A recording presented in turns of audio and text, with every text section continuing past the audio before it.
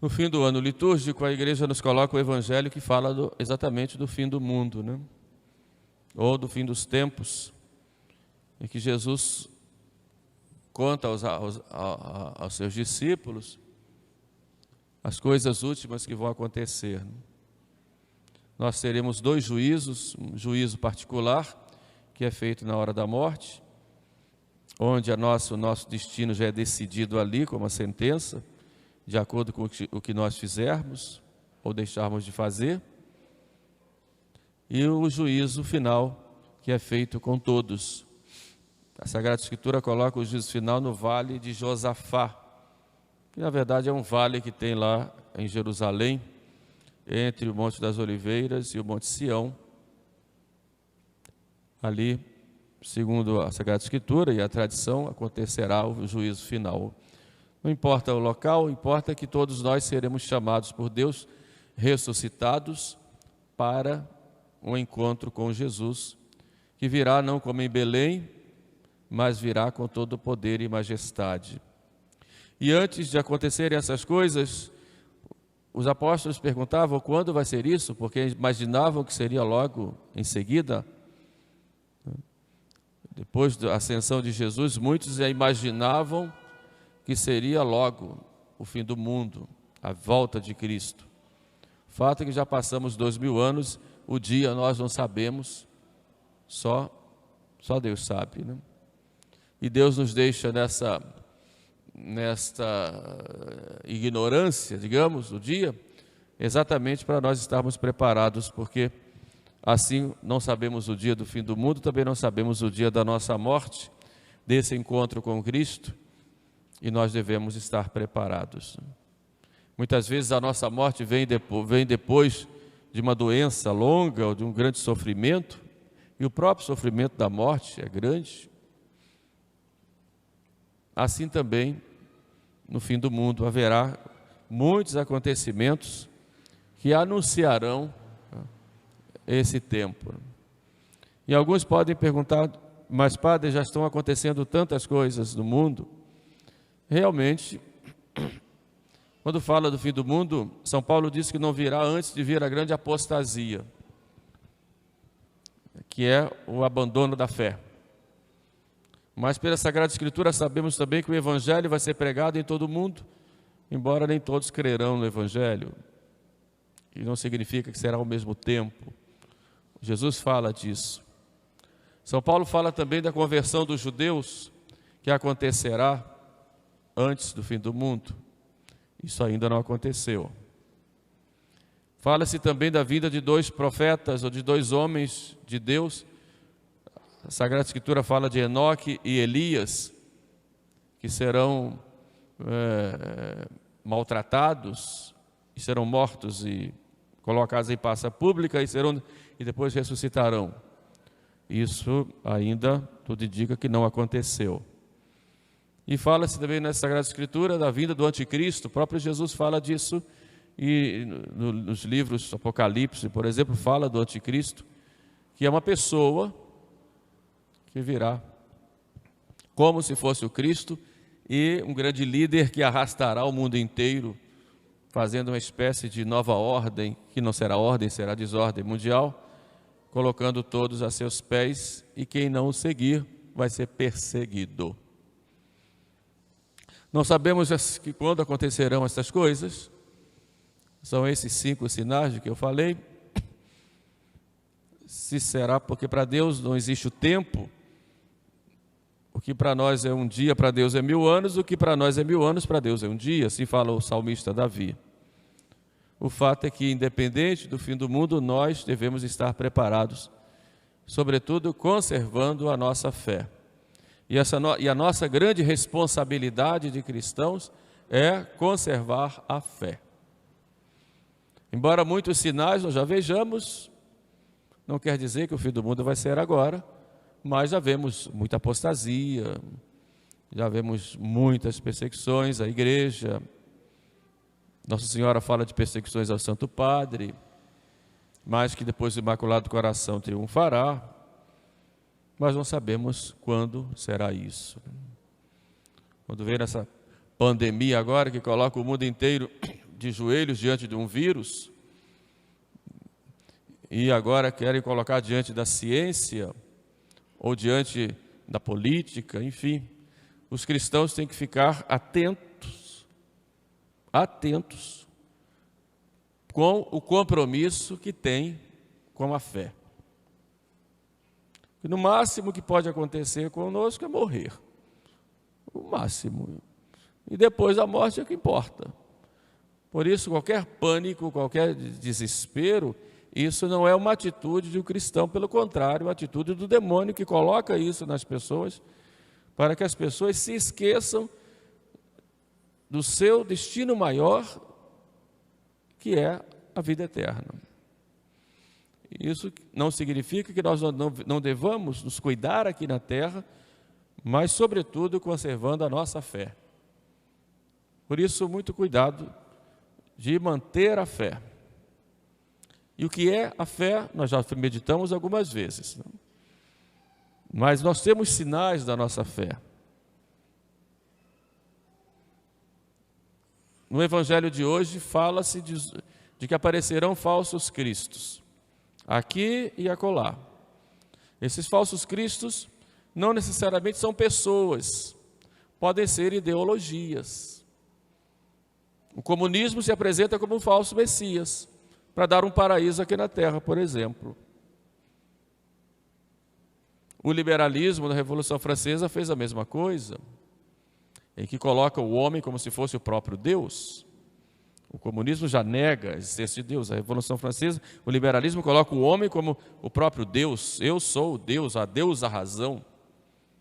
Isso é um falso Cristo. A ciência mal compreendida e mal usada pode se considerar um falso Cristo. Não a ciência em si, porque a ciência é de Deus. Leva ao conhecimento daquelas coisas de Deus, que Deus criou, das leis próprias que Deus colocou nas coisas. Não a ciência em si, mas a má utilização dela como mecanismo de dominação, ela pode ser considerada um falso Cristo. E tantos outros falsos cristos nós vemos. Ele acolá, ele ali. E nessa época que há uma grande confusão, há uma guerra de comunicação muito grande, muitas notícias falsas, engenhosas, umas manipuladas, outras para espalhar desespero. Então nós temos que ter cuidado, porque muitas coisas se apresentam como falsos cristos ou falsos messias que prometem uma felicidade que não existe fora de Deus. Então é nesse contexto que nós contemplamos o que disse Jesus no Evangelho. Ele acolá, ele ali, calma. Jesus disse, não é assim. Aparecerá no céu o sinal do Filho do Homem. E todos os estudos, sobretudo dos santos padres e dos exegetas, colocam esse sinal do Filho do Homem como o sinal da cruz. Como aquele sinal que apareceu a Constantino antes de sua luta contra Maxêncio, que queria tomar o império dele, e Constantino tem a visão da cruz, onde está escrito, Inoque signum vinces, com esse sinal vencerás. Depois Eusébio de Cesareia, um grande historiador, amigo também de Constantino, escreve que Constantino teria tido a visão do próprio Cristo. O fato é que ele consagra aquela batalha contra Maxêncio ao próprio Cristo, ao Deus dos cristãos, que ele diz, que estavam sendo perseguidos. Estamos aí no ano 313 da nossa era, 300 anos de grandes perseguições, embora tenham havido tempos de paz também, não foi perseguição o tempo todo. Dependia muito da cabeça do imperador, do prefeito, da cidade onde estavam os cristãos, etc. O fato é que, com esse sinal vencerás, Constantino manda colocar o sinal da cruz, que é o sinal de Cristo, nos estandartes romanos, e ele, com um exército pequeno, ele consegue a vitória contra Maxêncio, e se torna um imperador romano. E aí, juntamente com um outro imperador, lá na cidade de Milão, ele emite o chamado Edito de Milão e lá dá liberdade aos cristãos. A partir de agora, existe a liberdade de cada um expressar sua convicção religiosa, como desejar, e dá liberdade para os cristãos e começa então a ajudar os cristãos que saem das suas catacumbas e começam a construir igrejas e etc. É a chamada paz constantiniana. Mas é muito importante esse sinal que os cristãos já utilizavam desde o tempo da perseguição, porque recebiam esse sinal no batismo, que era o sinal da cruz. Um sinal que não era apenas um gesto ritual, mas um gesto que significava uma realidade que tinha dentro de cada um cristão. Nós recebemos o sinal da cruz dos nossos pais, que foi educado na fé, outros receberam depois, todos receberam no batismo. Fazemos muitas vezes esse sinal da cruz, mas poucas vezes meditamos o que ele significa. O livro do Apocalipse fala daqueles que estão assinalados com o sangue do Cordeiro. Esse sinal. Eu tenho o sinal da cruz. Conta-se de um homem que estava preso lá na Sibéria, aliás, em Gulag, no arquipélago de Gulag, preso por causa pelos comunistas soviéticos, já estava lá há muitos anos, não aguentava mais, estava cansado, desiludido da vida. E depois ele escreve contando: eu parei lá de trabalhar, estava sozinho, e estava só com uma espécie de madeira, com o seu trabalho, sua ferramenta lá, estava só esperando chegar um guarda e tomar aquilo da minha mão e me matar ali, porque eu queria mesmo que ele fizesse isso, porque eu já não aguentava mais aquela situação de angústia, de opressão, o próprio trabalho forçado e toda a angústia do cárcere comunista. E eu já estava me desesperando, perdi a confiança, perdi a esperança, já não queria mais nada, queria morrer. Por isso esperava que ele chegasse, pegasse a minha ferramenta e me desse muitas vezes na cabeça e me matasse. E ele então se sentou e ficou esperando, sem trabalhar. E chega então um velhinho, ele não sabia quem era, não conhecia, nunca tinha visto lá, um velhinho todo de branco, e simplesmente olha para ele e com o dedo faz no chão um sinal. Era o sinal da cruz. E aquele velhinho se levanta e vai embora, ele nunca mais viu. Mas com aquele sinal ele se lembrou da cruz. E aquilo fez com que recobrasse o seu ânimo, a sua força, e ele então se levanta, continua trabalhando e vai vivendo um dia de cada vez, sempre alimentado na esperança pelo sinal que ele tinha visto aquele dia. Ele era cristão, o outro também era cristão, e ele então, como cristão, ele olhando, é uma vergonha para mim, vendo o meu Senhor sofrer e eu ficar nesse desânimo. E segue em frente até ser libertado lá do cárcere comunista. Depois ele escreve esse episódio, né? Assim é a cruz para nós. Esse é o sinal da cruz.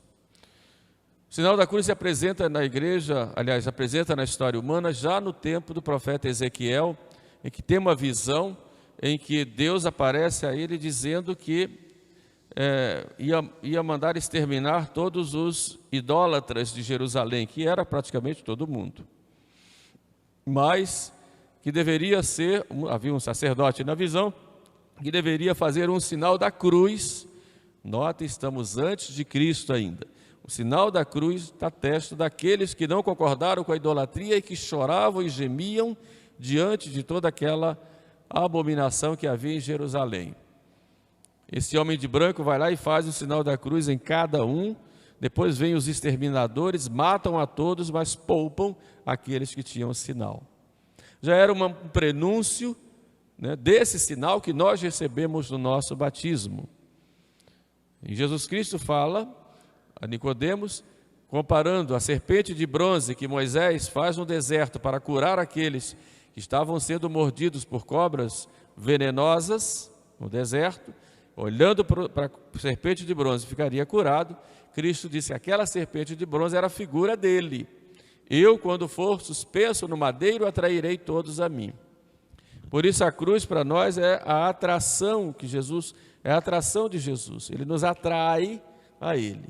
Uns para a salvação, outros, infelizmente, para a condenação, porque rejeitam. Mas Ele diz que todo aquele que crê no Filho do Homem terá a vida eterna. E Ele coloca esse sinal para nós como uma realidade. Por isso, quem quiser ser meu discípulo, negue-se a si mesmo, tome a sua cruz e siga-me. Não é apenas um sinal, um símbolo, mas é uma realidade. E São Paulo vai mais além, ele disse, com Cristo cravado estou na cruz, de modo que a cruz para mim não é só um sinal, é um altar onde eu me prostro e também onde eu me crucifico nos meus vícios, nas minhas paixões e na minha própria vida, com Cristo, fazendo parte dessa crucifixão. E isso é que acontece na Santa Missa. Quando nós vamos à missa, o sacerdote agindo na pessoa de Cristo, vocês agindo na pessoa do corpo do Padre, na pessoa de Cristo, cabeça, vocês de corpo, ou membros de Cristo, vocês participam da Santa Missa, estão participando deste fato, ou deste sacrifício, que é o sacrifício da cruz, tornado presente no altar. Portanto, participar da Santa Missa deve ser o participar da cruz de Cristo. E que não é apenas algo em que a gente vai à igreja, se encontra, reza, canta, comunga, vai embora, mas a missa preenche a nossa vida no dia a dia, pelos nossos sacrifícios e oferecimentos que nós fazemos. E vai sendo feito através do sinal, que é o chamado sinal da cruz, que nós fazemos todos os dias, às vezes até banalizando, porque tão acostumados, nós não pensamos que quando levantamos a mão, a testa, no peito, no ombro esquerdo e no direito, nós estamos não só fazendo um gesto, mas estamos expressando uma realidade que está aqui dentro de nós. O sinal da cruz expressa os principais mistérios da nossa fé. O sinal da cruz nos diz o quanto nós devemos ser obedientes a Deus, porque a cruz é a cruz da obediência. O quanto devemos ser humildes, reconhecendo a nossa pequenez, porque olhando a cruz vemos Cristo obediente. E não existe obediência sem cruz, obediência sem cruz é cruz sem Cristo, e cruz sem obediência é cruz sem Cristo. Quem diz que é de Cristo e não obedece, não quer a cruz. Cristo, que sendo Deus, se fez homem por obediência. Nós hoje, num tempo de grandes revoltas e tantas lutas provocadas entre as pessoas, e nós vemos hoje na sociedade essa luta provocada por pessoas que querem que os homens fiquem brigando. Existe um ditado latino, né? Divide et impera, ou seja, divide e impera. Divide as pessoas e você governa, você manda. Olha só. Aí o perigo das nossas divisões dentro da igreja, que podem ser provocadas também. E são muitas hoje. E eu digo para vocês, se a igreja fosse apenas humana, ou seja, essencialmente humana, ela já teria sido implodida por causa das divisões. Assim é a sociedade. Quando essas divisões são provocadas, colocando uns contra os outros, antes os comunistas colocavam os empregados contra os patrões, provocando essa luta de classes, e depois quem estava no poder ia manipulando para imperar. Hoje essa luta é feita com pequenos grupos, que são manipulados. É o movimento negro, o movimento das mulheres, o movimento de homossexuais, movimento dos índios, movimento, enfim, vários grupos, são muitas vezes manipulados exatamente para provocar essas divisões. E nós temos que ter cuidado, que dentro da igreja pode acontecer a mesma coisa. Grupo tal, grupo tal, grupo tal. Só que a igreja ela é divina na sua essência e não aceita esse tipo de divisão. Então nós temos que nos unir na mesma fé, no mesmo Senhor, no mesmo batismo, e não nos deixarmos levar por isso, porque não é isso que Cristo quer. Pelo contrário, é a cruz é que deve nos unir. A cruz deve nos levar a esta unidade. Unidade de fé, unidade nos sacramentos, unidade no governo, no poder de regime. É a cruz que nos leva a isso. Porque a cruz está unida, no vertical e no horizontal. Os testemunhos de Jeová dizem que Jesus Cristo não morreu numa cruz, morreu numa estaca. Não é verdade, é numa cruz. Está bem claro isso. E mostra essa dupla dimensão do amor de Deus. O amor que vem do céu à terra, vai da terra ao céu. Mas esse amor vai da terra e percorre a terra. É a trave, o patíbulo, que é o horizontal. Por isso Cristo de braços abertos é para exatamente nos abraçar, mas nos abraça com a cruz.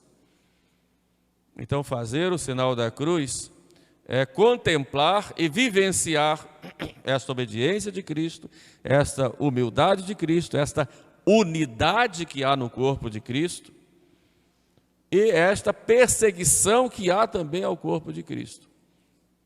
Porque ele foi na cruz por injustiça e por perseguição. E, infelizmente, hoje existe uma grande perseguição ao próprio Cristo nos cristãos, procurando desmoralizar.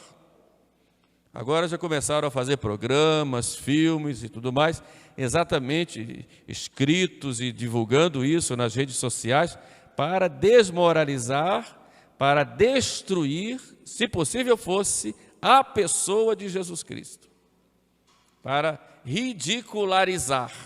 E quando ridiculariza a pessoa de Cristo, quer ridicularizar a nós católicos, cristãos, ridicularizar a igreja, ridicularizar a nossa vida, dizendo que a nossa vida não tem sentido como cristãos. Daí o valor da cruz de Cristo, que nos mostra que nós seremos e somos sempre perseguidos na nossa fé. Quando, por exemplo, querem tirar dos lugares públicos os crucifixos,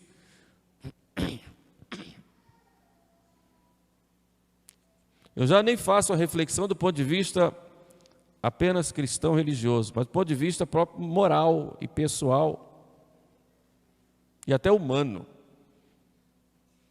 A cruz de Cristo, ela mostra o que faz o homem quando não tem interesse pela justiça. Porque se coloca lá numa sala de audiências, no fórum ou no tribunal do júri, um crucifixo. Não apenas por motivo religioso também, mas principalmente para todos que estiverem lá, juízes, advogados, o povo, defesa, acusação, etc., promotoria, todo mundo veja, olha lá o que acontece quando a gente não é justo, quando faz um julgamento falso. Olha o que acontece quando a justiça não é aplicada. Primeiro ponto. Por outro lado, olhemos o que acontece quando um homem de tal maneira ama que se entrega pelos irmãos e livremente vai e se entrega aos inimigos. Olha a cruz. Olhe na cruz o sinal maior de amor que pode haver entre as pessoas, a ponto de derramar o sangue até a última gota. E olha o que faz um gesto desse que transforma o mundo. Porque tudo ocorreu antes e tudo ocorreu depois. E este homem, que é Deus, nós sabemos e cremos, esse homem transformou a história. Com a cruz. Com a cruz. Porque é ali que ele vence o demônio. É ali que tem a vitória. Depois recebe, depois ressuscitado, vai à glória do Pai.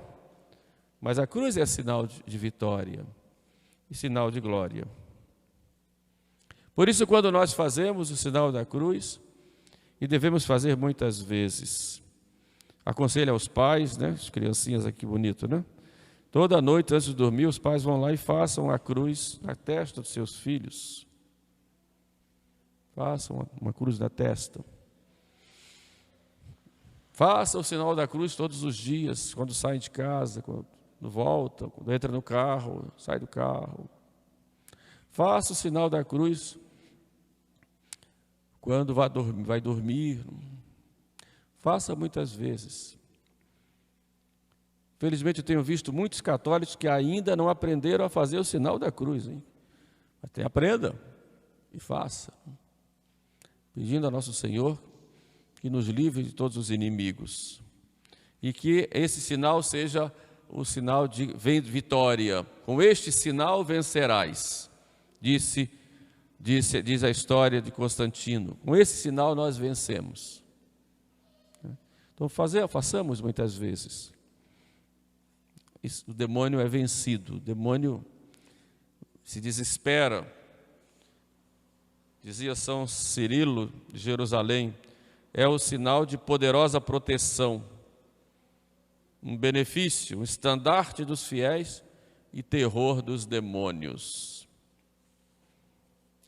O cardeal Van Thuan, também preso no cárcere comunista por 13 anos lá no Vietnã, ele, sendo um bispo, foi arrancado da sua diocese, preso a trabalhos forçados, e ele pediu ao carcereiro para fazer uma cruz de madeira, escondido.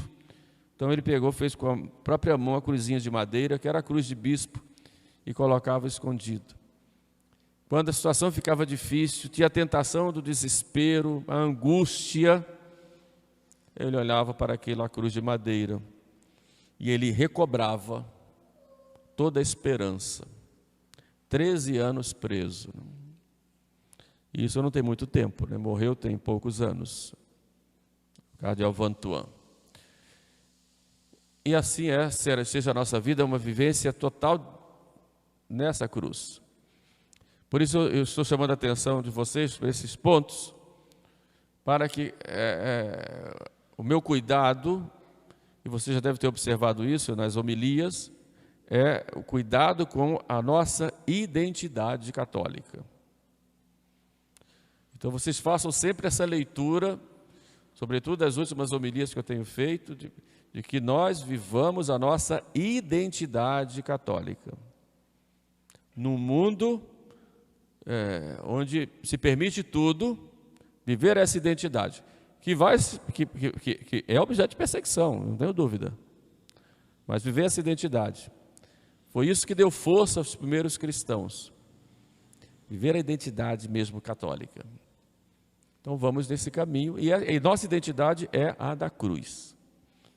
Por isso em casa usem lá o crucifixo, né? Coloquem lá na sala, ou outro lugar mais à vista, carregue consigo. Esse é meu sinal. Com esse sinal eu venço sempre. Por isso peçamos a Nossa Senhora, que em Fátima já nos preparava para esses tempos, que nós vivamos nessa unidão com Cristo, sabendo que os sacrifícios que nós fazemos hoje são sementes de vida eterna. Louvado seja nosso Senhor Jesus Cristo.